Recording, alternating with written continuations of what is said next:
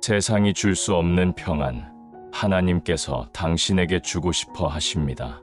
밤이 깊어갈수록 마음이 더욱 무거워지는 경험을 해보신 적이 있나요? 하루 종일 바쁘게 살아가다가 조용한 밤이 되면 갑자기 밀려오는 우울함과 지침 때문에 잠들기가 어려워집니다. 내 인생이 이대로 괜찮을까? 앞으로 어떻게 살아가야 할까? 하나님은 정말 나를 사랑하실까? 같은 생각들이 머릿속을 맴돕니다. 특히 나이가 들어가면서 건강에 대한 걱정, 자녀들에 대한 염려, 경제적인 부담, 그리고 점점 줄어드는 시간에 대한 불안감이 더욱 깊어집니다. 세상은 빠르게 변해가는데 우리는 뒤처지는 것 같고, 젊은 시절의 꿈들은 이루지 못한 채 시간만 흘러갑니다. 이런 마음으로 잠자리에 들면 잠이 오지 않습니다. 뒤척이며 천장만 바라보다가 새벽이 되어서야 겨우 잠이 듭니다. 그리고 아침에 일어나면 몸도 마음도 더욱 피곤해져 있습니다. 혹시 지금 당신도 그런 시간을 보내고 계신가요? 마음 깊은 곳에서 진정한 위로와 평안을 간절히 찾고 있지는 않으신가요? 하나님께서는 이런 우리의 마음을 아시고 성경을 통해 특별한 위로의 메시지를 주셨습니다. 세상이 주는 일시적인 위로가 아니라 폭풍 한가운데서도 우리를 붙들어 주는 영원한 평안의 말씀들입니다. 오늘 밤 이 말씀들이 당신의 지치고 무거운 마음을 감싸 안아드릴 것입니다. 지금부터 우울하고 지친 날, 마음을 감싸는 평안의 성경 말씀 7가지를 함께 나누겠습니다. 이 말씀들은 단순한 위로를 넘어서 당신의 존재 자체를 회복시키고 새롭게 하는 하나님의 능력이 담겨 있습니다. 편안한 마음으로 들으시면서 하나님의 사랑이 당신의 마음 깊은 곳까지 스며들기를 기도합니다.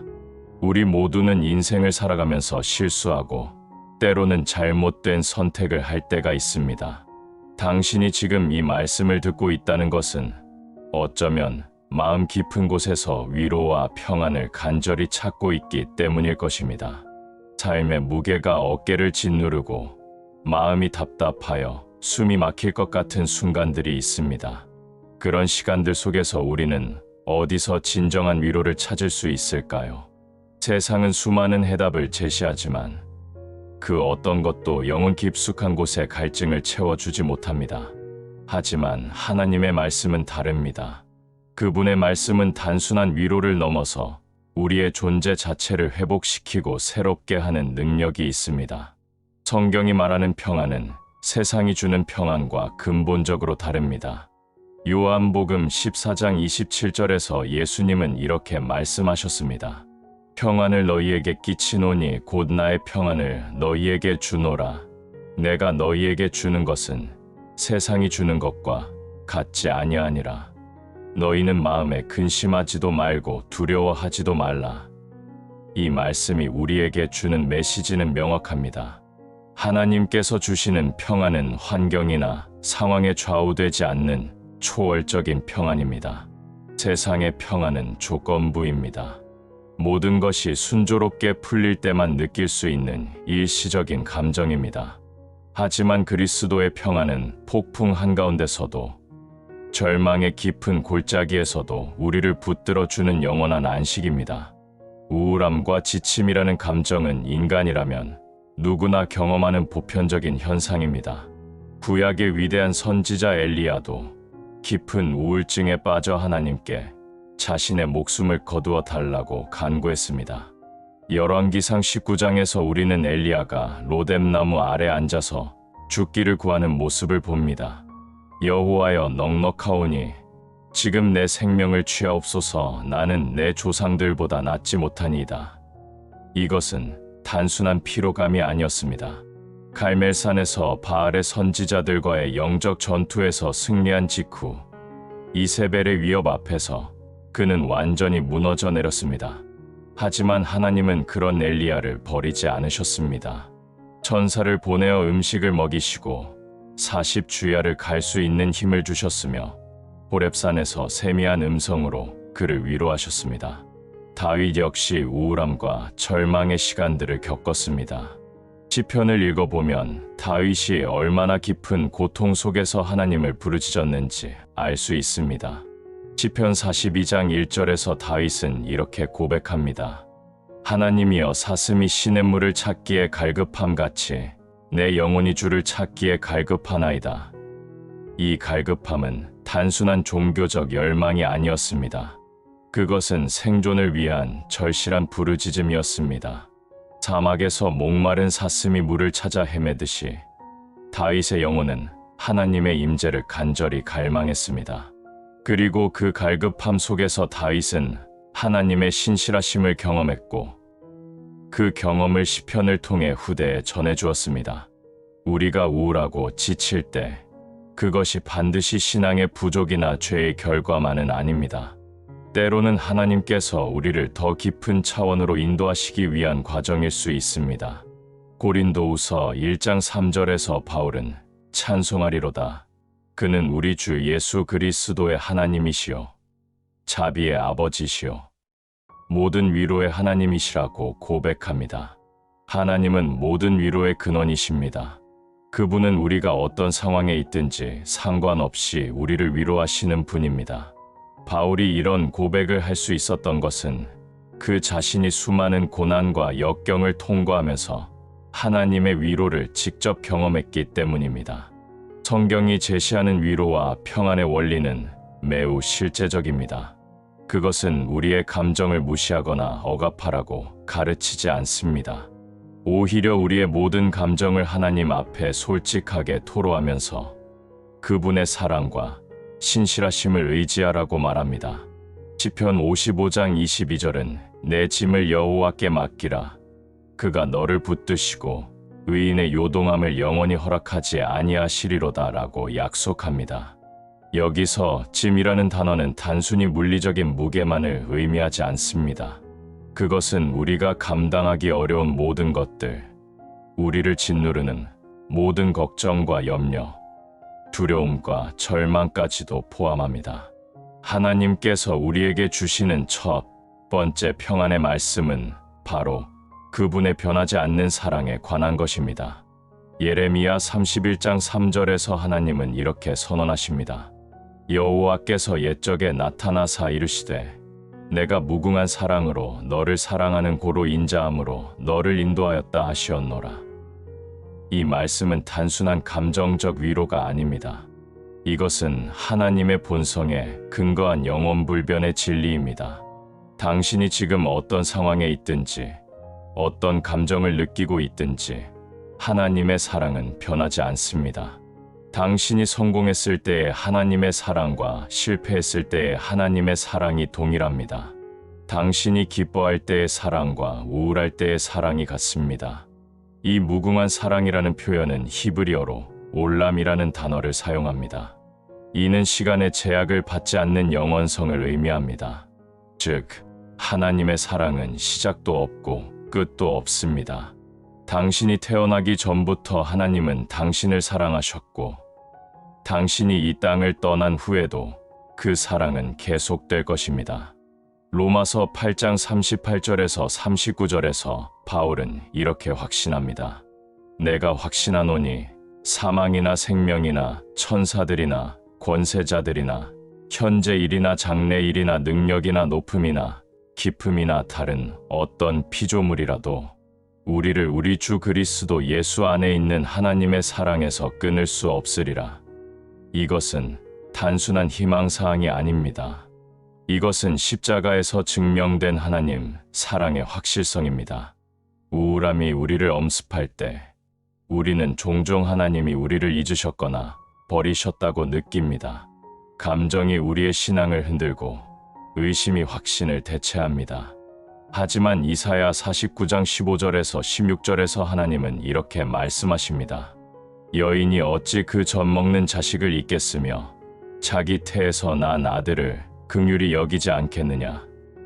그들은 혹시 잊을지라도 나는 너를 잊지 아니할 것이라 보라. 내가 너를 내 손바닥에 새겼고 너의 성벽이 항상 내 앞에 있나니 어머니가 자신의 아이를 잊는다는 것은 거의 불가능한 일입니다. 하지만 하나님은 어머니의 사랑보다 더 확실한 사랑으로 우리를 기억하신다고 말씀하십니다. 손바닥에 새긴다는 표현은 고대 근동 지역의 관습에서 나온 것입니다. 사람들은 잊지 않기 위해 중요한 것들을 손바닥에 문신이나 상처로 새겨 넣었습니다. 손바닥은 우리가 가장 자주 보는 신체 부위 중 하나입니다.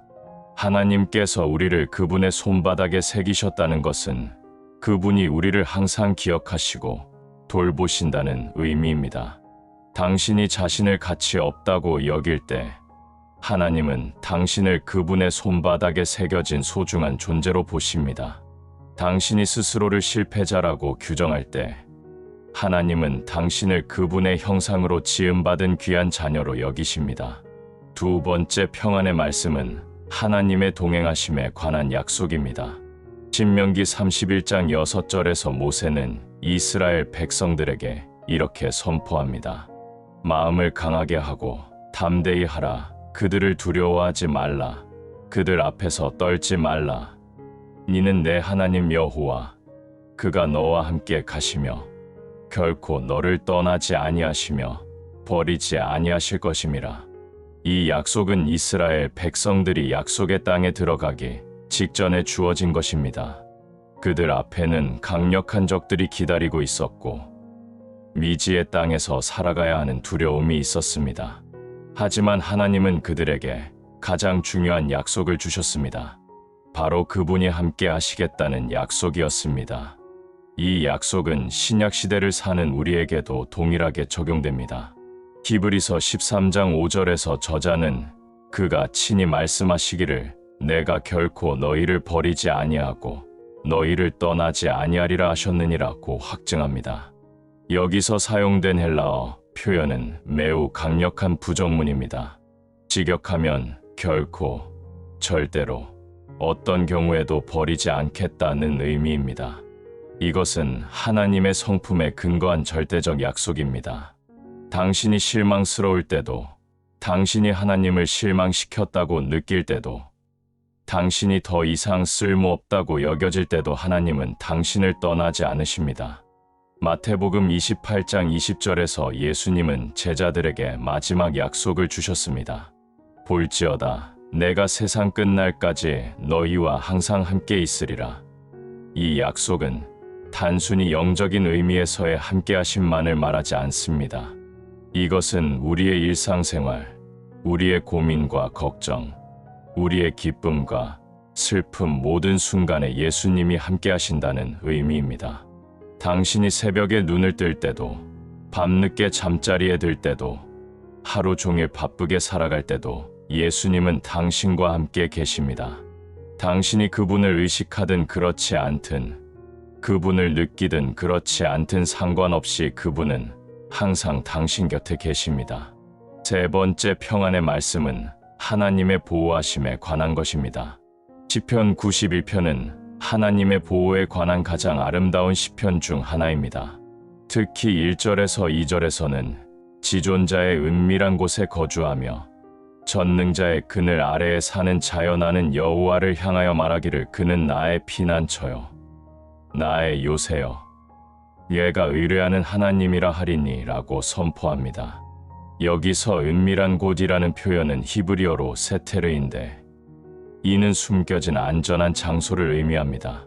고대 근동 지역에서 사람들은 위험할 때 동굴이나 요새 같은 곳에 숨었습니다. 하나님의 은밀한 곳은 그 어떤 물리적 피난처보다 더 안전한 영적 피난처입니다. 전능자의 그늘이라는 표현도 매우 의미심장합니다. 사막 지역에서 그늘은 생명과 직결되는 문제입니다. 뜨거운 태양 아래서 그늘 없이는 생존할 수 없습니다. 하나님의 그늘은 우리를 이 세상의 모든 해로운 것들로부터 보호해주는 안전한 공간입니다. 이사야 49장 2절에서 하나님은 그가 나의 입을 날카로운 칼같이 만들고 나를 그의 손 그늘에 숨기시며 라고 말씀하십니다. 하나님의 손 그늘에 숨겨진다는 것은 완전한 보호를 의미합니다. 네 번째 평안의 말씀은 하나님의 공급하심과 돌보심에 관한 약속입니다. 빌립보서 4장 19절에서 바울은 이렇게 확신합니다. 나의 하나님이 그리스도 예수 안에서 영광 가운데 그의 풍성함으로 너희 모든 쓸 것을 채우시리라. 이 약속은 바울이 감옥에 갇힌 상황에서 빌립보 교회에게 보낸 편지에 기록된 것입니다. 바울은 자신이 어려운 처지에 있으면서도 하나님의 공급하심에 대한 절대적 확신을 가지고 있었습니다. 여기서 모든 쓸 것이라는 표현은 단순히 물질적인 필요만을 의미하지 않습니다. 이것은 우리의 영적, 정서적, 관계적, 신체적 모든 필요를 포함합니다. 하나님은 우리가 필요로 하는 모든 것을 아시고 적절한 때에 공급해 주십니다. 마태복음 6장 26절에서 예수님은 이렇게 말씀하셨습니다. 공중의 새를 보라 심지도 않고 거두지도 않고 창고에 모아들이지도 아니하되 너희 하늘 아버지께서 기르시나니 너희는 이것들보다 귀하지 아니하냐. 새들도 하나님의 돌보심을 받는다면 하나님의 형상으로 지음받고 그분의 자녀가 된 우리는 얼마나 더 큰 돌보심을 받겠습니까? 이것은 우리가 아무것도 하지 않고 게으르게 살아도 된다는 의미가 아닙니다. 새들도 먹이를 찾기 위해 부지런히 날아다닙니다. 하지만 그들은 내일을 염려하며 창고에 쌓아두지 않습니다. 하나님께서 오늘 공급해 주셨으니 내일도 공급해 주실 것을 믿기 때문입니다. 시편 37편 25절에서 다윗은 자신의 인생 경험을 바탕으로 이렇게 증언합니다. 내가 어려서부터 늙기까지 의인이 버림을 당하거나 그의 후손이 걸식함을 보지 못하였노라. 다윗은 오랜 세월 동안 하나님을 섬기면서 하나님께서 의인을 결코 버리지 않으신다는 것을 몸소 경험했습니다. 그는 사울에게 쫓겨 도망 다닐 때도 압살롬의 반역으로 예루살렘을 떠나야 했을 때도 수많은 어려움 속에서도 하나님의 신실한 공급하심을 경험했습니다. 하나님은 때로는 까마귀를 통해, 때로는 과부를 통해, 때로는 기적적인 방법으로 당신의 필요를 채워주십니다. 우리가 우울하고 지칠 때 종종 미래에 대한 염려가 우리를 더욱 짓누릅니다. 경제적 문제, 건강 문제, 관계의 문제들이 해결될 수 있을지 걱정이 됩니다. 하지만 마태복음 6장 34절에서 예수님은 그러므로 내일 일을 위하여 염려하지 말라. 내일 일은 내일이 염려할 것이요 한날의 괴로움은 그 날로 족하니라고 말씀하셨습니다. 이것은 미래를 계획하지 말라는 의미가 아닙니다. 이것은 염려와 걱정으로 오늘을 망치지 말라는 의미입니다. 하나님께서 오늘까지 우리를 인도해 오셨다면 내일도 반드시 길을 열어주실 것입니다. 다섯 번째 평안의 말씀은 하나님의 용서와 회복에 관한 은혜입니다. 요한일서 1장 9절에서 사도 요한은 이렇게 선포합니다. 만일 우리가 우리 죄를 자백하면 그는 미쁘시고 의로우사 우리 죄를 사하시며 우리를 모든 불의에서 깨끗하게 하실 것이요. 우울함의 원인 중 하나는 때로 과거의 죄책감이나 후회입니다. 우리가 저질렀던 실수들, 상처 준 사람들, 놓친 기회들이 우리를 괴롭힙니다. 하지만 하나님의 용서는 완전하고 즉각적입니다. 조건은 단 하나입니다. 진실한 마음으로 죄를 자백하는 것입니다. 미가 7장 19절에서 선지자는 하나님의 용서하심을 이렇게 묘사합니다. 다시 우리를 긍휼히 여기사 우리의 죄악을 발로 밟으시고 우리의 모든 죄를 깊은 바다에 던지시리이다.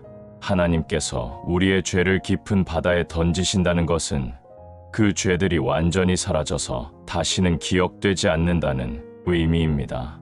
사람들은 기껏해야 용서는 해도 잊지는 못합니다. 하지만 하나님은 용서하실 뿐만 아니라 완전히 잊어버리십니다. 예레미야 31장 34절에서 하나님은 내가 그들의 죄악을 사하고 다시는 그 죄를 기억하지 아니하리라고 약속하십니다. 이사야 43장 25절에서 하나님은 나 곧 나는 나를 위하여 내 허물을 도말하고 내 죄를 기억하지 아니하리라고 선언하십니다. 여기서 나를 위하여라는 표현이 매우 중요합니다. 하나님께서 우리를 용서하시는 것은 우리가 착해서가 아니라 하나님의 본성이 사랑이시기 때문입니다. 그분은 용서하시는 것을 기뻐하십니다. 우리의 회개와 용서받음이 하나님께 영광이 되고 기쁨이 됩니다. 누가복음 15장에서 예수님이 말씀하신 잃어버린 양의 비유, 잃어버린 동전의 비유, 탕자의 비유는 모두 회개하는 죄인으로 인한 하늘의 기쁨을 보여줍니다. 시편 103편 12절에서 다윗은 동이 서에서 먼 것 같이 우리의 죄과를 우리에게서 멀리 옮기셨으며 라고 고백합니다. 동쪽과 서쪽은 결코 만날 수 없는 방향입니다. 하나님께서 우리의 죄를 이렇게 멀리 옮기셨다는 것은 그 죄들이 더 이상 우리를 정죄할 수 없다는 의미입니다. 로마서 8장 1절에서 바울은 그러므로 이제 그리스도 예수 안에 있는 자에게는 결코 정죄함이 없나니라고 확신 있게 선포합니다. 과거의 실수나 죄책감이 당신을 괴롭힌다면 십자가 앞에 그 모든 것을 내려놓으십시오. 하나님은 당신을 정죄하지 않으시고 오히려 새로운 시작을 주십니다. 6번째 평안의 말씀은 하나님의 계획과 목적에 관한 확신입니다. 예레미야 29장 11절에서 하나님은 이렇게 약속하십니다. 여호와의 말씀이니라 너희를 향한 나의 생각을 내가 아나니 평안이요 재앙이 아니니라 너희에게 미래와 희망을 주는 것이니라. 이 말씀은 바벨론 포로로 끌려간 이스라엘 백성들에게 주어진 것입니다.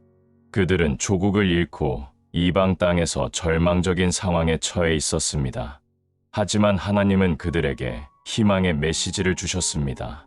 현재의 고난이 끝이 아니라 새로운 시작을 위한 과정이라는 것입니다.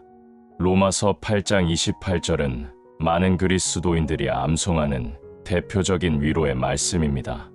우리가 알거니와 하나님을 사랑하는 자 곧 그의 뜻대로 부르심을 입은 자들에게는 모든 것이 합력하여 선을 이루느니라. 여기서 모든 것은 예외가 없습니다. 좋은 일도, 나쁜 일도, 기쁜 일도, 슬픈 일도 모든 것이 합력하여 선을 이룹니다.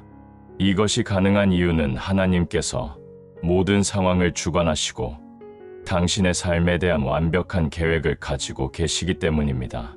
당신이 지금 겪고 있는 어려움도 하나님의 계획 안에서 당신을 더 성숙한 사람으로, 더 하나님을 닮은 사람으로 만들어가는 과정입니다. 잠언 19장 21절에서 솔로몬은 사람의 마음에는 많은 계획이 있어도 오직 여호와의 뜻만이 완전히 서리라고 기록했습니다. 우리는 종종 자신의 계획이 틀어지거나 예상과 다른 결과가 나올 때 실망하고 좌절합니다. 하지만 하나님의 관점에서 보면 우리의 계획보다 훨씬 더 크고 완벽한 계획이 진행되고 있습니다. 이사야 55장 8절에서 9절에서 하나님은 이는 내 생각이 너희의 생각과 다르며 내 길이 너희의 길과 다름이니라. 여호와의 말씀이니라. 이는 하늘이 땅보다 높음같이 내 길은 너희의 길보다 높으며 내 생각은 너희의 생각보다 높음이니라고 선언하십니다. 하나님의 생각과 계획은 우리의 제한된 시각으로는 이해할 수 없을 만큼 높고 깊습니다. 요셉의 삶은 하나님의 계획이 어떻게 이루어지는지 보여주는 완벽한 예입니다. 그는 형들에게 미움을 받아 노예로 팔렸고 억울한 누명을 쓰고 감옥에 갇혔습니다. 인간적으로 보면 그의 인생은 완전히 망가진 것처럼 보였습니다. 하지만 창세기 50장 20절에서 요셉은 자신을 괴롭혔던 형들에게 이렇게 말합니다. 당신들은 나를 해하려 하였으나 하나님은 그것을 선으로 바꾸사 오늘과 같이 많은 백성의 생명을 구원하게 하시려 하셨나니 하나님은 인간의 악한 의도까지도 사용하셔서 당신의 선한 목적을 이루십니다. 요셉이 겪었던 모든 고난은 결국 이집트와 가나안 땅의 수많은 사람들을 기근에서 구원하는 하나님의 계획의 일부였습니다. 하나님의 계획은 때로 우리가 이해할 수 없는 방식으로 진행됩니다. 하박국 선지자는 자신이 살던 시대의 불의와 악을 보며 하나님께 항의했습니다.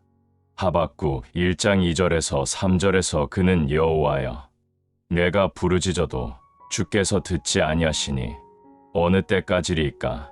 내가 강포로 인하여 외쳐도 주께서 구원하지 아니하시나이다.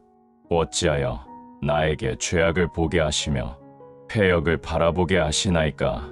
겁탈과 강포가 내 앞에 있고 변론과 분쟁이 일어났나이다 라고 부르짖었습니다. 그러나 하나님은 하박국에게 당신의 계획을 보여주시며 하박국 2장 4절에서 이인은 그의 믿음으로 말미암아 살리라는 영원한 진리를 깨닫게 하셨습니다. 우울하고 지친 마음이 들 때 우리는 종종 왜 하나님께서 이런 일을 허락하실까라는 질문을 하게 됩니다. 이것은 자연스러운 반응입니다. 하지만 욥기를 통해 우리는 하나님의 계획이 우리의 이해를 초월한다는 것을 배웁니다. 욥은 하루아침에 모든 것을 잃었습니다. 재산도, 자녀들도, 건강도 모두 잃었습니다.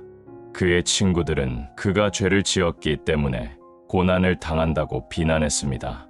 하지만 욥기 마지막 부분에서 하나님께서 직접 나타나셔서 말씀하실 때 욥은 자신의 제한된 이해력을 깨닫게 됩니다. 욥기 42장 2절에서 3절에서 욥은 주께서는 못하실 일이 없사오며 무슨 계획이든지 못 이루실 것이 없는 줄 아오니 무지한 말로 이치를 가리는 자가 누구니까? 내가 깨닫지도 못한 일을 말하였고 스스로 알 수도 없고 헤아리기도 어려운 일을 말하였나이다 라고 고백합니다. 7번째이자 마지막 평안의 말씀은 영원한 소망에 관한 확신입니다. 고린도후서 4장 17절에서 18절에서 바울은 이렇게 선포합니다. 우리가 잠시 받는 환난에 경한 것이 지극히 크고 영원한 영광에 중한 것을 우리에게 이루게 함이니 우리가 주목하는 것은 보이는 것이 아니요 보이지 않는 것이니 보이는 것은 잠깐이요 보이지 않는 것은 영원함이라. 현재 우리가 겪고 있는 모든 고난과 어려움은 일시적입니다. 아무리 길게 느껴져도 영원의 관점에서 보면 잠깐입니다. 하지만 하나님께서 예비하신 영광은 영원합니다. 요한계시록 21장 4절에서 하나님은 새하늘과 새 땅에서의 삶을 이렇게 묘사하십니다. 모든 눈물을 그 눈에서 닦아주시니 다시는 사망이 없고 애통하는 것이나 곡하는 것이나 아픈 것이 다시 있지 아니하리니 처음 것들이 다 지나갔음이러라. 우리가 지금 흘리는 모든 눈물, 겪고 있는 모든 고통이 영원히 사라질 날이 올 것입니다. 이것은 단순한 위로가 아니라 하나님의 확실한 약속입니다. 당신이 지금 겪고 있는 우울함과 절망도 영원하지 않습니다. 반드시 끝이 있고 그 끝에는 하나님의 완전한 회복과 치유가 기다리고 있습니다. 히브리서 11장 1절에서는 믿음을 바라는 것들의 실상이요 보이지 않는 것들의 증거라고 정의합니다. 믿음은 현재 보이지 않는 미래의 실상을 지금 경험하는 것입니다. 우리가 지금 당장 느끼지 못해도 보이지 않아도 하나님의 약속들은 분명히 실현될 것입니다. 로마서 8장 23절에서 25절에서 바울은 그뿐 아니라 또한 우리 곧 성령의 처음 익은 열매를 받은 우리까지도 속으로 탄식하여 양자될 것 곧 우리 몸의 구속을 기다리느니라. 우리가 소망으로 구원을 얻었음에 보이는 소망이 아니니 보는 것을 누가 바라리요. 만일 우리가 보지 못하는 것을 바란다면 참음으로 기다릴지니라고 말합니다. 베드로전서 1장 3절에서 4절에서 베드로는 찬송하리로다. 우리 주 예수 그리스도의 아버지 하나님이 그의 많으신 긍휼대로 예수 그리스도를 죽은 자 가운데서 부활하게 하심으로 말미암아 우리를 거듭나게 하사 산 소망이 있게 하시며 썩지 않고 더럽지 않고 쇠하지 아니하는 유업을 있게 하시나니 곧 너희를 위하여 하늘에 간직하신 것이라고 선포합니다. 우리의 소망은 산 소망입니다. 죽은 소망이 아니라 살아있는 소망입니다. 예수 그리스도의 부활로 인해 확증된 소망입니다. 이 소망은 우리가 어떤 상황에 있든지 꺼지지 않고 우리를 지탱해 줍니다. 고린도전서 15장 58절에서 바울은 그러므로 내 사랑하는 형제들아 견실하며 흔들리지 말고 항상 주의 일에 더욱 힘쓰는 자들이 되라. 이는 너희 수고가 주 안에서 헛되지 않은 줄 알기 때문이니라고 권면합니다. 우리의 현재 수고와 노력, 심지어 고난까지도 주 안에서는 결코 헛되지 않습니다. 모든 것이 영원한 목적을 위해 사용되고 하나님의 영광을 위해 합력하여 선을 이룹니다. 당신이 지금 겪고 있는 어려움도 하나님의 더 큰 계획 안에서 의미가 있고 목적이 있습니다. 이제 이 7가지 평안의 말씀들이 우리의 실제 삶에서 어떻게 적용되는지 구체적으로 살펴보겠습니다.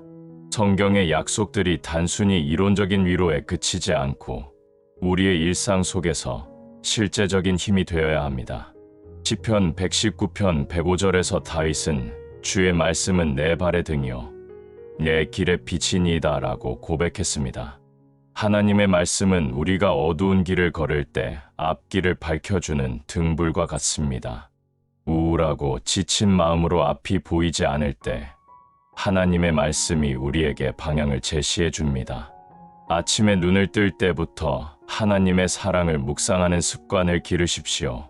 예레미야가 3장 22절에서 23절에서는 여호와의 인자하심이 무궁하심으로 우리가 진멸되지 아니함이니이다. 이것들이 아침마다 새로우니 주의 성실하심이 크시도소이다 라고 기록되어 있습니다. 매일 아침은 하나님의 새로운 은혜가 시작되는 시간입니다. 어제의 실패나 좌절이 오늘을 지배하지 않습니다. 하나님의 자비와 긍휼이 매일 아침 새롭게 임합니다. 잠에서 깨어나는 순간 하나님께서 나를 무궁한 사랑으로 사랑하신다는 진리를 마음에 새기십시오. 이것만으로도 하루를 시작하는 마음가짐이 완전히 달라집니다. 어려운 상황에 직면했을 때는 하나님의 동행하심을 의식적으로 기억하십시오. 이사야 41장 10절에서 하나님은 두려워하지 말라.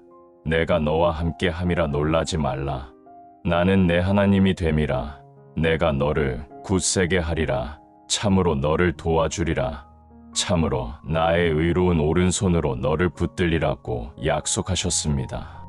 병원에서 검사 결과를 기다릴 때, 중요한 면접을 앞두고 있을 때, 어려운 결정을 내려야 할 때, 하나님께서 나와 함께 계신다는 사실을 반복해서 고백하십시오. 이것은 단순한 자기 암시가 아닙니다. 이것은 성경에 기록된 하나님의 확실한 약속을 믿음으로 선포하는 것입니다. 경제적 어려움이나 물질적 필요 앞에서 불안할 때는 하나님의 공급하심을 신뢰하십시오. 시편 34편 10절에서는 젊은 사자는 궁핍하여 줄일지라도 여호와를 찾는 자는 모든 좋은 것에 부족함이 없으리로다 라고 약속합니다. 여기서 중요한 것은 여호와를 찾는 자라는 조건입니다. 하나님을 찾는다는 것은 단순히 도움을 요청하는 것을 넘어서 하나님과의 관계를 우선순위에 두는 것을 의미합니다. 마태복음 6장 33절에서 예수님은 그런즉 너희는 먼저 그의 나라와 그의 의를 구하라 그리하면 이 모든 것을 너희에게 더하시리라고 말씀하셨습니다. 하나님의 나라와 의를 먼저 구할 때 우리에게 필요한 모든 것들이 더해집니다. 과거의 실수나 죄책감으로 괴로울 때는 하나님의 용서와 새로운 시작의 은혜를 받아들이십시오. 이사야 1장 18절에서 하나님은 여호와께서 말씀하시되 오라 우리가 서로 변론하자. 너희의 죄가 주홍 같을지라도 눈과 같이 희어질 것이요 진홍같이 붉을지라도 양털같이 되리라고 초청하십니다. 주홍색과 진홍색은 가장 지우기 어려운 색깔들입니다. 하지만 하나님의 용서는 그 어떤 죄보다도 강력합니다. 당신이 저지른 실수가 아무리 크다고 느껴져도 하나님의 용서는 그것보다 더 큽니다. 과거에 매여 살지 마십시오. 하나님께서 주시는 새로운 기회를 붙잡으십시오. 미래에 대한 두려움이나 불확실성 앞에서는 하나님의 완벽한 계획을 신뢰하십시오. 잠언 3장 5절에서 6절에서는 너는 마음을 다하여 여호와를 신뢰하고 내 명철을 의지하지 말라. 너는 범사에 그를 인정하라. 그리하면 내 길을 지도하시리라고 가르칩니다.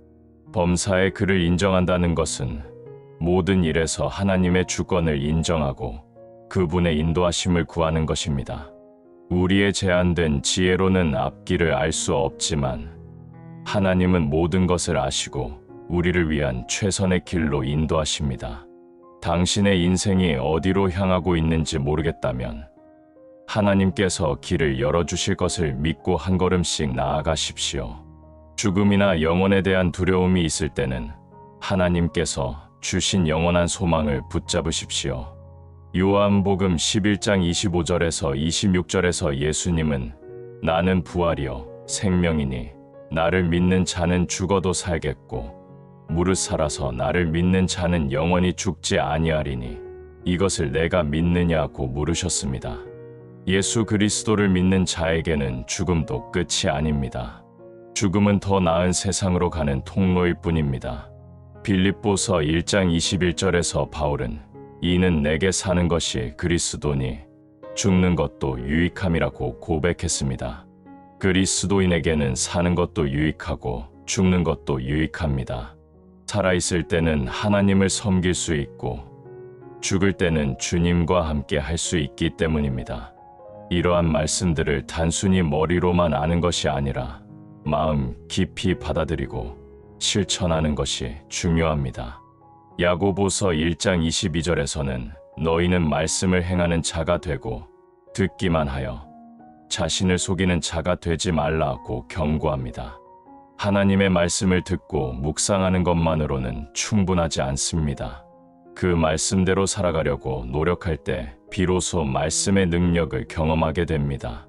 히브리서 4장 12절에서는 하나님의 말씀은 살아있고 활력이 있어 좌우의 날선 어떤 검보다도 예리하여 혼과 영과 및 관절과 골수를 찔러 쪼개기까지 하며 또 마음의 생각과 뜻을 판단하나니라고 말씀의 능력을 묘사합니다. 말씀을 묵상하고 적용하는 구체적인 방법을 제시해 드리겠습니다. 먼저 매일 일정한 시간을 정해 하나님의 말씀을 읽고 묵상하십시오. 시편 1편 2절에서 3절에서는 복 있는 사람을 이렇게 묘사합니다.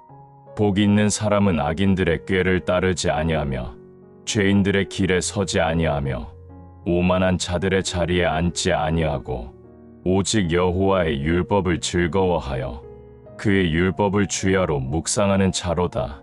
그는 시냇가에 심은 나무가 철을 따라 열매를 맺으며 그 잎사귀가 마르지 아니함 같으니 그가 하는 모든 일이 다 형통하리로다. 하나님의 말씀을 주야로 묵상하는 자는 시냇가에 심은 나무처럼 항상 생명력이 넘치고 열매를 맺습니다. 둘째, 말씀을 암송하여 마음에 새기십시오. 시편 119편 11절에서 시편 기자는 내가 주께 범죄하지 아니하려 하여 주의 말씀을 내 마음에 두었나이다 라고 고백합니다. 말씀을 마음에 두는 것, 즉 암송하는 것은 유혹이나 시험이 올 때 큰 힘이 됩니다. 예수님께서도 광야에서 사탄의 시험을 받으실 때 기록되었으되 라고 하시며 말씀으로 대응하셨습니다. 우울하고 지칠 때 즉시 떠올릴 수 있는 위로의 말씀들을 암송해 두십시오. 셋째, 말씀을 통해 받은 은혜를 다른 사람들과 나누십시오. 고린도후서 1장 3절에서 4절에서 바울은 찬송하리로다. 그는 우리 주 예수 그리스도의 하나님이시여 자비의 아버지시여 모든 위로의 하나님이시라. 우리의 모든 환난 중에서 우리를 위로하사 우리로 하여금 하나님께 받는 위로로서 모든 환난 중에 있는 자들을 능히 위로하게 하시는 이시로다 라고 말합니다. 하나님께서 우리를 위로해 주시는 목적 중 하나는 우리가 다른 사람들을 위로할 수 있게 하시려는 것입니다. 당신이 경험한 하나님의 위로와 은혜를 혼자만 간직하지 마십시오. 같은 어려움을 겪고 있는 사람들에게 나누어 주십시오. 이렇게 할 때 당신 자신도 더욱 큰 은혜를 경험하게 됩니다. 넷째, 기도를 통해 하나님과 지속적으로 교제하십시오. 빌립보서 4장 6절에서 7절에서는 아무것도 염려하지 말고 다만 모든 일에 기도와 간구로 너희 구할 것을 감사함으로 하나님께 아뢰라. 그리하면 모든 지각에 뛰어난 하나님의 평강이 그리스도 예수 안에서 너희 마음과 생각을 지키시라고 약속합니다. 기도는 단순히 우리의 필요를 하나님께 아뢰는 것 이상입니다. 기도는 하나님과의 친밀한 교제이며 우리의 마음을 하나님의 마음과 맞추어 가는 과정입니다. 염려와 걱정이 밀려올 때 그것들을 기도로 하나님께 맡기십시오. 그러면 하나님의 평강이 우리의 마음과 생각을 지켜주실 것입니다. 다섯째, 감사의 마음을 의식적으로 키우십시오. 데살로니가전서 5장 18절에서는 범사에 감사하라. 이것이 그리스도 예수 안에서 너희를 향하신 하나님의 뜻이니라고 명령합니다. 감사는 우리의 관점을 바꾸어 줍니다. 같은 상황이라도 감사의 눈으로 보면 하나님의 은혜를 발견할 수 있습니다. 매일 밤 잠자리에 들기 전에 그날 하루 동안 경험한 하나님의 은혜들을 적어도 3가지 이상 찾아서 감사드리십시오. 작은 것이라도 상관없습니다. 따뜻한 햇살, 맛있는 식사, 가족의 안부 전화, 건강한 몸 등 모든 것이 하나님의 은혜입니다. 이제 우울하고 지친 상황에서 이러한 말씀들을 어떻게 실제적으로 적용할 수 있는지 구체적인 예를 들어 설명해 드리겠습니다. 직장에서 부당한 대우를 받거나 실직을 당했을 때 마음이 무너지고 미래가 불안해집니다. 이럴 때 하나님이 나를 무궁한 사랑으로 사랑하신다는 첫 번째 말씀을 붙잡으십시오. 당신의 가치는 직업이나 사회적 지위에 의해 결정되지 않습니다. 당신은 하나님의 형상으로 지음받은 귀한 존재이며 하나님의 사랑은 변함없습니다. 그리고 하나님이 나와 함께 하신다는 2번째 말씀을 기억하십시오. 혼자가 아닙니다. 하나님이 함께 새로운 길을 열어주실 것입니다. 자녀의 병이나 가족의 문제로 고통받을 때는 하나님의 보호하심과 공급하심을 신뢰하십시오. 시편 91편 전체는 하나님의 보호에 관한 약속으로 가득합니다. 특히 11절에서 12절에서는 그가 너를 위하여 그의 천사들을 명령하사 내 모든 길에서 너를 지키게 하실 것임이라. 그들이 그들의 손으로 너를 붙들어 발이 돌에 부딪히지 아니하게 하리로다 라고 약속합니다. 하나님은 당신과 당신의 가족을 지키시는 분입니다. 비록 지금은 어려워 보여도 하나님의 선한 계획이 있음을 믿으십시오. 인간관계에서 상처를 받았거나 배신당했을 때는 하나님의 용서와 치유의 은혜를 구하십시오. 에베소서 4장 32절에서는 서로 친절하게 하며 불쌍히 여기며 서로 용서하기를 하나님이 그리스도 안에서 너희를 용서하심과 같이 하라고 말씀합니다. 용서는 상대방을 위한 것이 아니라 나 자신을 위한 것입니다. 용서하지 않는 마음은 독과 같아서 자신을 해칩니다.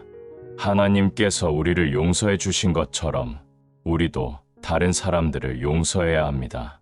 이것이 쉽지 않다면 하나님께 용서할 수 있는 마음을 달라고 기도하십시오. 나이가 들어가면서 건강이 악화되거나 죽음에 대한 두려움이 생길 때는 영원한 소망의 말씀을 붙잡으십시오. 고린도후서 5장 1절에서는 만일 땅에 있는 우리의 장막집이 무너지면 하나님께서 지으신 집 곧 손으로 지은 것이 아니요 하늘에 있는 영원한 집이 우리에게 있는 줄 아느니라고 말합니다. 우리의 육체는 일시적인 장막에 불과합니다. 진정한 집은 하늘에 있습니다. 요한복음 14장 2절에서 3절에서 예수님은 너희는 마음에 근심하지 말라 하나님을 믿으니 또 나를 믿으라.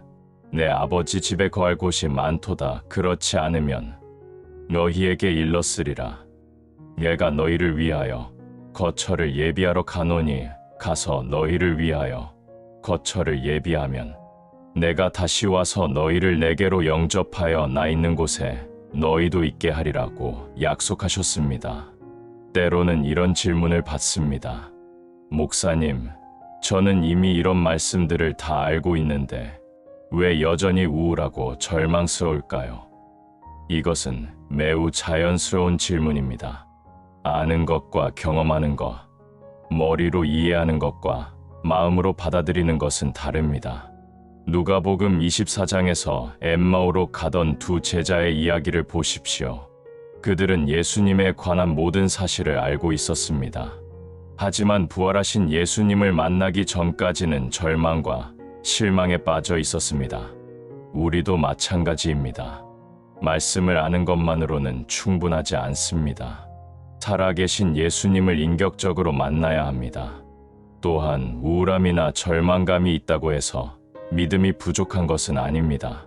구약의 위대한 믿음의 사람들도 깊은 우울과 절망을 경험했습니다. 다윗은 시편 42편에서 내 영혼아 내가 어찌하여 낙심하며 어찌하여 내 속에서 불안해하는가라고 자신의 영혼과 대화했습니다. 엘리야는 로뎀나무 아래서 죽기를 구했습니다. 예레미야는 자신이 태어난 날을 저주했습니다. 하지만 그들 모두 결국 하나님의 위로와 회복을 경험했습니다. 당신의 감정을 부정하거나 억압하지 마십시오. 하나님께 솔직하게 털어놓으십시오. 시편의 절반 이상이 탄식시입니다. 하나님은 우리의 모든 감정을 받아주시고 이해해 주십니다. 마지막으로 이러한 과정에는 시간이 필요하다는 것을 기억하십시오. 전도서 3장 1절에서는 범사의 기한이 있고 천하 만사가 다 때가 있나니라고 말합니다. 치유에도 때가 있고 회복에도 과정이 있습니다. 즉석 커피처럼 즉각적인 변화를 기대하지 마십시오. 하나님은 우리를 서서히 확실하게 변화시켜 가십니다. 갈라디아서 6장 9절에서는 우리가 선을 행하되 낙심하지 말지니 포기하지 아니하면 때가 이름에 거두리라고 약속합니다. 포기하지 마십시오. 때가 되면 반드시 거두게 될 것입니다. 이제 우리는 하나님의 말씀이 우리의 마음 깊숙한 곳에서 어떻게 역사하는지 이해해야 합니다. 우울하고 지친 마음이 치유되는 과정은 마치 상처난 피부가 새살이 돋아 회복되는 것과 같습니다. 처음에는 상처가 아프고 보기 흉하지만 시간이 지나면서 새로운 조직이 자라나 완전히 회복됩니다. 하나님의 말씀도 이와 같은 치유의 능력을 가지고 있습니다. 잠언 4장 22절에서는 하나님의 말씀을 발견하는 자에게는 그것이 생명이 되며 그의 온 육체에 건강이 되느니라고 선언합니다. 하나님의 말씀은 단순한 정보가 아니라 생명을 주는 치유의 능력입니다. 우리의 감정과 생각이 어떻게 변화되는지 살펴보겠습니다. 로마서 12장 2절에서 바울은 너희는 이 세대를 본받지 말고 오직 마음을 새롭게 함으로 변화를 받아 하나님의 선하시고 기뻐하시고 온전하신 뜻이 무엇인지 분별하도록 하라고 권면합니다. 마음을 새롭게 한다는 것은 헬라어로 아나카이노시스인데 이는 지속적인 갱신의 과정을 의미합니다. 마치 스마트폰의 운영체제를 업데이트하는 것처럼 우리의 마음도 하나님의 말씀으로 지속적으로 업데이트되어야 합니다. 오래된 부정적인 사고 패턴들이 하나님의 진리로 대체되는 과정입니다. 우울한 마음은 종종 거짓말을 속삭입니다. 너는 가치가 없어. 아무도 너를 사랑하지 않아. 상황은 절대 나아지지 않을 거야. 하나님도 너를 포기했어. 같은 거짓말들입니다. 요한복음 8장 44절에서 예수님은 사탄을 가리켜 그는 거짓말쟁이요 거짓의 아버지라고 하셨습니다. 사탄의 주된 전략 중 하나는 우리의 마음에 거짓말을 심어 놓는 것입니다. 하지만 요한복음 8장 32절에서 예수님은 진리를 알지니 진리가 너희를 자유롭게 하리라고 약속하셨습니다. 하나님의 말씀인 진리가 거짓말의 사슬을 끊고 우리를 자유롭게 만듭니다. 이 과정에서 성령님의 역할이 결정적입니다. 요한복음 14장 26절에서 예수님은 보혜사 곧 아버지께서 내 이름으로 보내실 성령, 그가 너희에게 모든 것을 가르치고 내가 너희에게 말한 모든 것을 생각나게 하리라고 약속하셨습니다. 성령님은 우리에게 하나님의 말씀을 기억나게 하시고 그 말씀의 의미를 깨닫게 하시며 우리의 마음에 적용하는 일을 하십니다. 당신이 어려운 순간에 갑자기 위로가 되는 성경 구절이 떠오른다면 그것은 성령님께서 역사하고 계신 증거입니다. 고린도전서 2장 10절에서 11절에서 바울은 오직 하나님이 성령으로 이것을 우리에게 보이셨으니 성령은 모든 것, 곧 하나님의 깊은 것까지도 통달하시느니라. 사람의 일을 사람의 속에 있는 영 외에 누가 알리요? 이와 같이 하나님의 일도 하나님의 영 외에는 아무도 알지 못하느니라고 설명합니다. 하나님의 치유 과정은 때로 우리가 예상하지 못한 방식으로 진행됩니다. 나아만 장군이 요단강에서 7번 몸을 씻어야 했던 것처럼 하나님의 방법은 우리의 기대와 다를 수 있습니다. 열왕기하 5장에서 나아만은 처음에 엘리사의 지시를 거부했습니다. 그가 생각했던 치유의 방법과 달랐기 때문입니다. 하지만 결국 하나님의 방법을 따랐을 때 완전한 치유를 경험했습니다. 우리도 때로는 하나님의 치유 과정이 우리가 원하는 방식이나 속도와 다를 수 있음을 인정해야 합니다.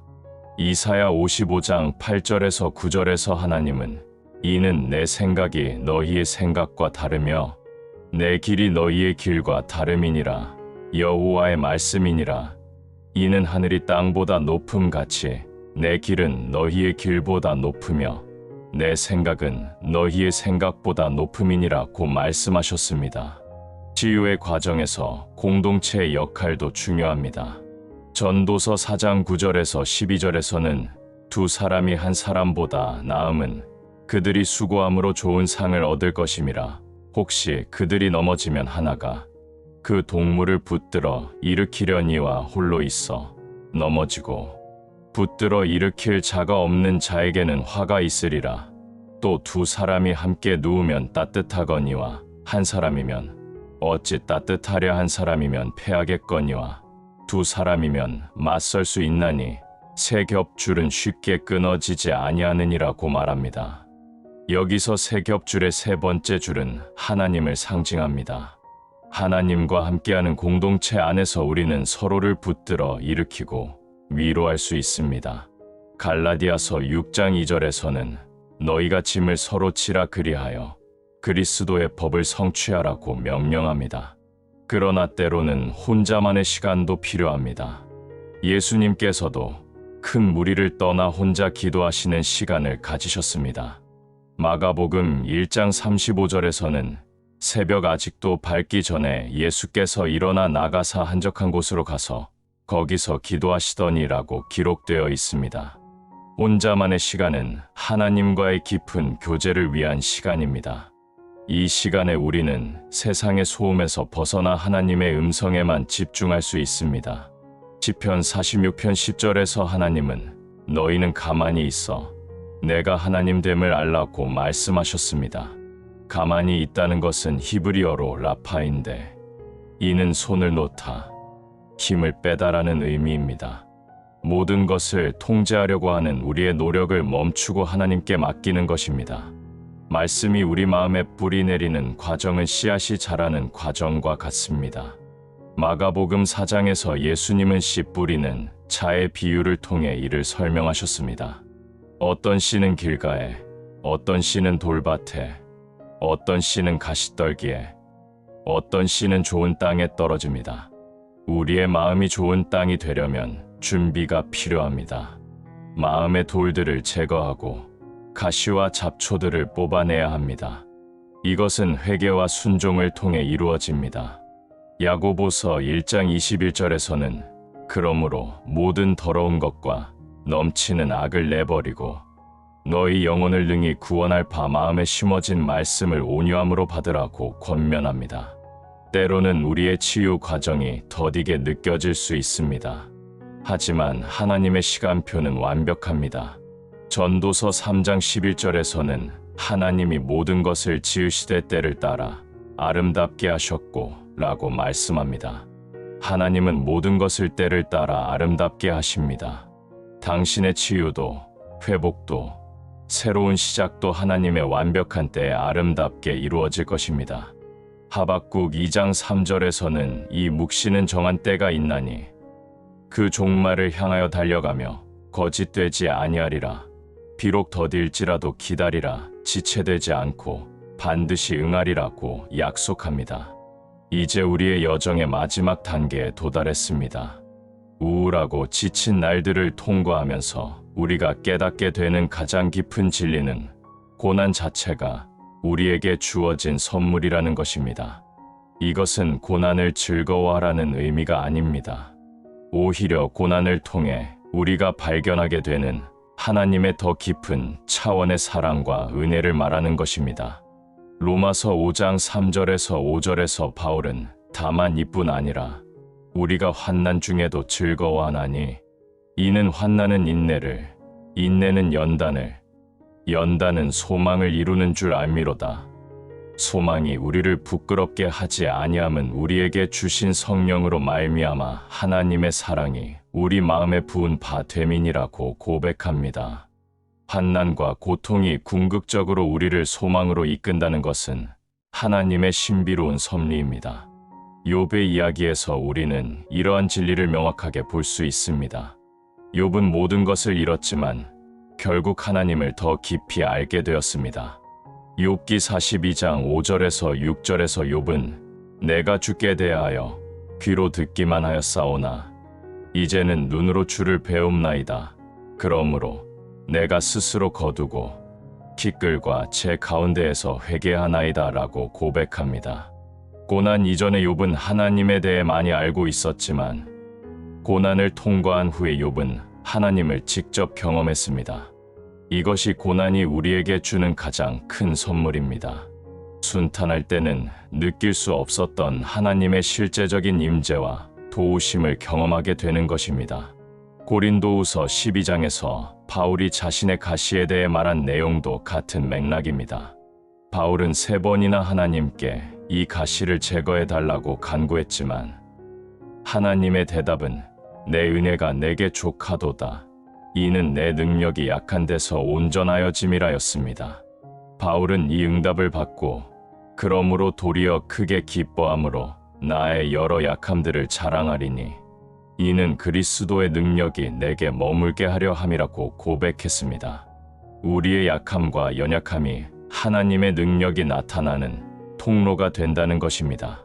우리가 강할 때는 하나님을 의지하지 않지만 약할 때는 하나님께 전적으로 의존하게 됩니다. 이러한 영적 성숙의 과정에서 우리는 감사가 단순히 좋은 일이 생겼을 때만 하는 것이 아님을 깨닫게 됩니다.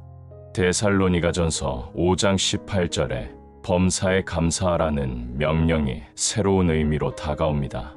어려운 상황 자체에 감사하는 것이 아니라 그 상황을 통해 역사하시는 하나님의 선하신 목적에 감사하는 것입니다. 하나님은 모든 상황을 통해 우리를 더 성숙한 믿음의 사람으로 빚어가고 계십니다. 이사야 64장 8절에서 여호와여 주는 우리 아버지시니이다. 우리는 진흙이요 주는 토기장이시니 우리는 다 주의 손으로 지으신 것이니이다 라고 고백한 것처럼 하나님은 숙련된 토기장이처럼 우리를 아름다운 그릇으로 빚어가고 계십니다. 우리가 경험하는 평안도 이제 다른 차원이 됩니다. 처음에는 환경이 좋아져야 평안을 느꼈다면 이제는 환경과 상관없이 마음 깊은 곳에서 우러나오는 평안을 경험하게 됩니다. 빌립보서 4장 7절에 모든 지각에 뛰어난 하나님의 평강이 바로 이것입니다. 이 평강은 인간의 이해를 초월합니다. 논리적으로 설명할 수 없지만 분명히 존재하는 하나님의 선물입니다. 예수님께서 제자들에게 평안을 너희에게 끼치노니 곧 나의 평안을 너희에게 주노라. 내가 너희에게 주는 것은 세상이 주는 것과 같지 아니하니라고 말씀하신 그 평안입니다. 이런 경험을 통해 우리는 다른 사람들을 돌아보게 됩니다. 자신의 아픔을 경험한 사람만이 다른 사람의 아픔을 진정으로 이해할 수 있습니다. 고린도후서 1장 4절에서 바울이 말한 우리로 하여금 하나님께 받는 위로로서 모든 환난 중에 있는 자들을 능히 위로하게 하시는 이시로다라는 말씀이 현실이 됩니다. 당신이 지금 겪고 있는 어려움은 단순히 당신만을 위한 것이 아닙니다. 장차 같은 어려움을 겪게 될 다른 사람들을 위로하고 도울 수 있는 귀한 경험이 되는 것입니다. 상처 입은 치유자라는 말이 있듯이 우리의 상처는 다른 사람들을 치유하는 도구가 됩니다. 또한 우리는 기도에 대해서도 새로운 이해를 갖게 됩니다. 처음에는 하나님께 우리의 필요를 아뢰고 도움을 구하는 것이 기도의 전부인 줄 알았습니다. 하지만 깊은 고난을 통과하면서 기도가 단순히 구하는 것이 아니라 하나님과의 교제임을 깨닫게 됩니다. 때로는 말없이 하나님 앞에 있는 것만으로도 충분합니다. 시편 62편 1절에서 나의 영혼이 잠잠히 하나님만 바라며 나의 구원이 그에게서 나는도다라고 고백한 것처럼 잠잠함 가운데 하나님을 바라는 것 자체가 기도가 됩니다. 로마서 8장 26절에서 성령도 우리의 연약함을 도우시나니 우리는 마땅히 기도할 바를 알지 못하나 오직 성령이 말할 수 없는 탄식으로 우리를 위하여 친히 간구하시느니라고 말씀하신 것처럼 때로는 말로 표현할 수 없는 깊은 차원에서 성령님께서 우리를 위해 기도하고 계심을 경험합니다. 우리의 신앙도 이제 더 이상 감정에 의존하지 않게 됩니다.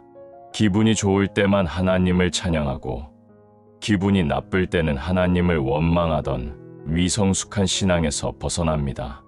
하박국 3장 17절에서 18절에서 비록 무화과나무가 무성하지 못하며 포도나무에 열매가 없으며 감람나무에 소출이 없으며 밭에 먹을 것이 없으며 우리의 양이 없으며 외양간에 소가 없을지라도 나는 여호와로 말미암아 즐거워하며 나의 구원의 하나님으로 말미암아 기뻐하리로다라는 고백이 우리의 고백이 됩니다. 환경과 상관없이 하나님 자체로 인해 기뻐할 수 있는 성숙한 신앙을 갖게 되는 것입니다. 마지막으로 우리는 소망의 참된 의미를 깨닫게 됩니다. 소망은 단순히 미래에 좋은 일이 생기기를 바라는 것이 아닙니다. 로마서 5장 5절에서 소망이 우리를 부끄럽게 하지 아니함은 우리에게 주신 성령으로 말미암아 하나님의 사랑이 우리 마음에 부은 바 됨이니라고 말씀하신 것처럼 소망은 하나님의 사랑에 대한 확신에서 나옵니다. 어떤 상황이 와도 하나님의 사랑은 변하지 않으며 그 사랑이 결국 모든 것을 선으로 이끌어 가실 것이라는 확신이 바로 소망입니다. 히브리서 6장 19절에서는 이 소망을 우리 영혼의 다지어 견고하고 참된 것이라고 묘사합니다. 그러므로 당신이 지금 겪고 있는 우울하고 지친 시간들을 헛된 것으로 여기지 마십시오. 하나님께서는 이 모든 과정을 통해 당신을 더욱 성숙한 믿음의 사람으로, 더욱 하나님을 닮은 사람으로 만들어 가고 계십니다. 요한복음 16장 33절에서 예수님은 이것을 너희에게 이르는 것은 너희로 내 안에서 평안을 누리게 하려 함이라. 세상에서는 너희가 환난을 당하나 담대하라. 내가 세상을 이기었노라고 말씀하셨습니다. 우리에게 환난이 있을 것이라고 미리 말씀하신 예수님께서 동시에 담대하라고 격려하시는 이유는 그분이 이미 세상을 이기셨기 때문입니다. 당신의 모든 어려움도 이미 승리하신 예수 그리스도 안에서 반드시 극복될 것입니다. 계시록 21장 4절의 약속처럼 모든 눈물을 그 눈에서 닦아주시니 다시는 사망이 없고 애통하는 것이나 곡하는 것이나 아픈 것이 다시 있지 아니하리니 처음 것들이 다 지나갔음이러라는 그날까지 하나님의 7가지 평안의 말씀이 당신의 마음을 감싸고 위로하며 새로운 힘을 주시기를 기도합니다. 아멘. 지금까지 우울하고 지친 날, 마음을 감싸는 평안의 성경 말씀 7가지를 함께 나누었습니다. 하나님의 변하지 않는 사랑, 그분의 동행하심, 보호하심과 공급하심, 용서와 회복의 은혜, 완벽한 계획과 목적, 그리고 영원한 소망까지. 이 모든 약속들이 바로 당신을 위한 하나님의 말씀입니다. 이 말씀들은 단순한 위로가 아니라 당신의 삶을 실제로 변화시키는 하나님의 살아있는 능력입니다. 오늘 밤 잠자리에 들기 전에 이 7가지 약속들을 마음에 새기시기 바랍니다. 하나님께서 나를 무궁한 사랑으로 사랑하신다. 하나님께서 나와 함께 하신다. 하나님께서 나를 보호하시고 공급해 주신다. 하나님께서 나를 용서하시고 새롭게 하신다. 하나님께서 나를 위한 완벽한 계획을 가지고 계신다. 하나님께서 나에게 영원한 소망을 주셨다는 이 진리들을 반복해서 고백하십시오. 이것은 단순한 자기 암시가 아닙니다. 이것은 성경에 기록된 하나님의 확실한 약속을 믿음으로 선포하는 것입니다. 여러분도 이 말씀을 통해 참된 평안을 경험하시기 바랍니다. 어떤 상황이 와도 흔들리지 않는 하나님의 평안이 여러분의 마음과 생각을 지켜주시기를 기도합니다. 우울함과 절망이 밀려올 때마다 이 말씀들을 기억하시고 하나님의 사랑 안에서 새로운 힘을 얻으시기 바랍니다. 하나님의 말씀은 살아있고 활력이 있어서 우리의 마음 깊은 곳까지 치유하시는 능력이 있습니다. 지금 이 순간부터 여러분의 삶이 달라지기 시작할 것입니다. 매일 아침 눈을 뜰 때마다 하나님의 새로운 은혜를 기대하시고 밤에 잠자리에 들 때마다 하나님의 평안 안에서 안식하시기 바랍니다. 어려운 일이 생겼을 때는 이 말씀들을 붙잡고 하나님의 신실하심을 신뢰하십시오. 과거의 실수나 죄책감이 괴롭힐 때는 하나님의 완전한 용서를 받아들이시고 미래가 불안할 때는 하나님의 완벽한 계획을 의지하십시오. 이 말씀들이 여러분의 마음에 깊이 뿌리 내려 어떤 폭풍이 와도 흔들리지 않는 믿음의 나무가 되시기를 축복합니다. 여러분이 경험하신 하나님의 위로와 은혜를 다른 사람들에게도 나누어 주시기 바랍니다. 그럴 때 여러분 자신도 더욱 큰 은혜를 경험하게 될 것입니다. 하나님의 사랑은 나눌수록 더욱 풍성해지는 신비로운 은혜입니다. 마지막으로 여러분을 위해 기도드리겠습니다. 사랑하는 하나님 아버지, 오늘 이 말씀을 들으신 모든 분들 위해 하나님의 평안이 임하시기를 기도합니다. 지치고 무거운 마음을 위로해 주시고 절망 가운데 있는 분들에게 새로운 소망을 주시옵소서. 오늘 밤부터 깊은 잠을 주시고 내일 아침 새로운 은혜로 시작할 수 있게 해주시옵소서. 예수님의 이름으로 기도드립니다. 아멘. 혹시 여러분 중에 특별한 기도 제목이 있으시다면 댓글로 나누어 주시기 바랍니다. 함께 기도하며 하나님의 은혜를 구하겠습니다. 여러분의 마음에 하나님의 평안이 가득하시기를 축복합니다.